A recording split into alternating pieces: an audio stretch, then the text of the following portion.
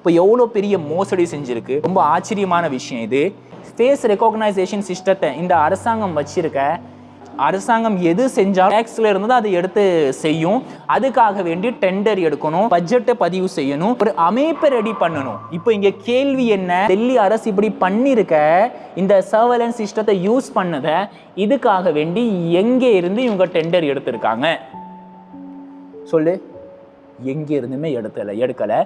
இது பர்சனலாக செய்யப்படுது. இல்லீகலான விஷயம். ஏன் இல்லீகலான விஷயம்? அதாவது அரசு ஒரு டெக்னாலஜியை கையில் எடுக்குது, அந்த டெக்னாலஜிக்காக ஒதுக்கப்பட்ட பணம் இருக்க, அது எங்கேருந்து வந்துச்சுன்னு தெரியலை. அது பிரைவேட். அரசு ரீதியிலாக ஒரு விஷயம் செயல்படுத்தப்படுகிறது, ஆனால் அதுக்காக வேண்டி செய்யப்படக்கூடிய ஃபண்டிங், அதுக்காக வேண்டி கையாளக்கூடிய முறை இது பிரைவேட்டாக இருக்குது. அது எப்படி நடக்கலாம்? IFF சொல்லி ஒரு அமைப்பு இருக்கு. 2022 இந்த அமைப்பு டெல்லி அரசு போய் கேட்டிருக்கு, நீங்க உங்களுடைய டெண்டர் கான்ட்ராக்டை எங்களுக்கு காட்டுங்க. நீங்க இந்த மாதிரி சர்வேலன்ஸ் சிஸ்டத்தை நீங்க பயன்படுத்திக்கிட்டே இருக்கீங்க, இதன் மூலமாக மக்களுடைய பிரைவேசி பாதிக்கப்படும். நீங்க என்ன பண்ணுங்க, எங்களுக்கு அந்த பேப்பரை காட்டுங்க, டெண்டர் பேப்பரை நாங்க பார்க்கணும். அதுக்கு டெல்லி போலீஸ் சொன்ன பதில் என்ன தெரியுமா?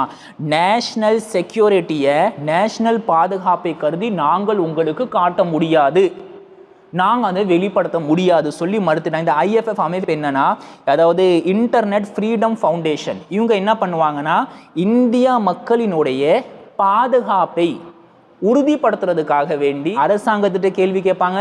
இவங்களுக்கு அரசாங்கம் பதில் சொல்றது மக்களுக்கு அரசாங்கம் செய்யக்கூடிய கடமை. ஆனால் அரசாங்கம் என்ன பண்ணலை, இவங்களுக்கு எந்த வகையான பதிலும் சொல்லலை, இவங்கள்ட்ட அந்த டெண்டருடைய பேப்பரை காட்டலை. ஆக மொத்தம் அரசாங்கத்துக்காக வேண்டி ஃபண்டிங் பிரைவேட்டாக செஞ்சிருக்கு.